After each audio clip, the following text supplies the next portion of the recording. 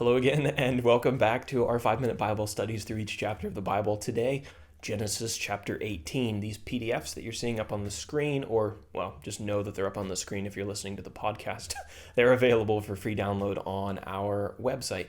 And there's a lot of resources out there. There's book studies, long-form book studies through all four of the Gospels. We've been working on the book of Acts. There's other resources out there, so go check that out. And for the most part, they're all free. Okay, but let's return to Genesis chapter 18.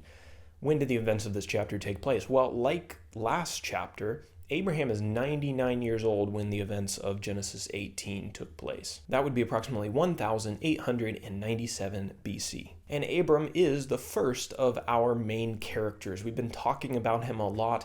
God had made him a bunch of promises. One in particular that's going to be addressed in this chapter is that God is going to give Abraham a son, even though he's very old. And Sarai, who's another main character in this chapter, that's Abraham's wife. Sarah is unable to have children, and yet God still promises that they are going to have one in due time. The next main character, if you can even call him a character, is the Lord. God visited Abraham and Sarah at their tent, but he came in the form of a man. And the last two characters that are central to this chapter are the two angels who accompanied the Lord to Abram's tent. Where did these events take place? Well, Abram was living near the oaks of Mamre when the Lord and the two angels came to visit him. According to Genesis chapter 13, verse 18, the oaks of Mamre were in Hebron, which you'll see on the map. Towards the end of the chapter, the focus shifts towards another city, another location. That was the city of Sodom. It was a very wicked city where Abraham's nephew Lot lived. And so that brings us to our outline. Let's break this chapter down into nice little sections. The first section is going to be verses 1 through 15. Abraham is visited by three heavenly guests. The text tells us that the Lord and two men, who we will later find out are angels, came to visit Abraham at his tent at the oaks of Mamre.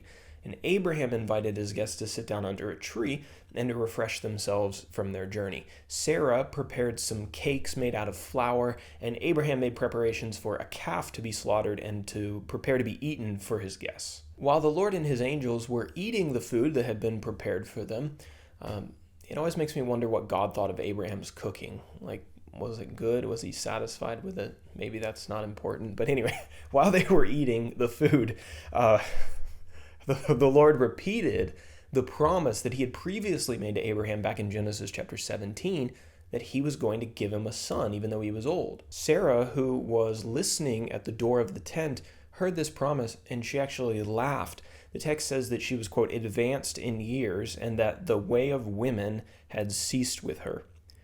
The Lord asked Abraham why Sarah laughed, and he asked Abraham, is there anything that's too hard for the Lord? Sarah denied laughing because she was scared, and the Lord only restated his promise that when he returned to them in a year, they would have a son.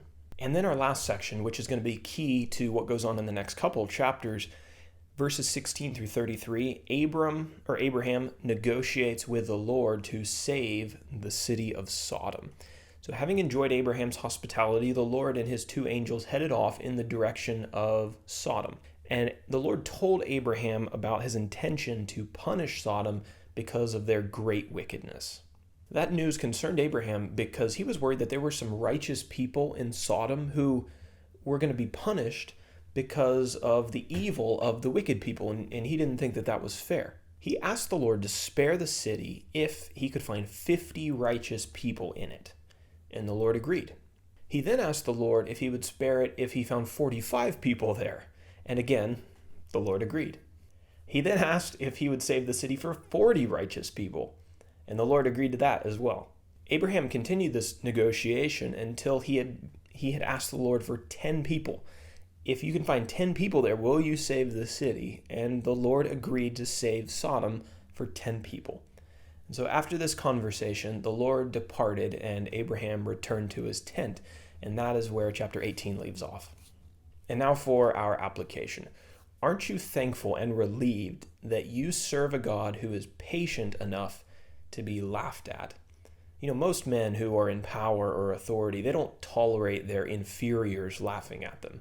They're quick to reprimand or demote or imprison or sometimes even kill people who laugh at them. But God, who is the most powerful being in existence, was still willing to bless Sarah after she laughed at him. Praise God for being exceedingly powerful, yes, but also exceedingly patient. That is a very rare combination.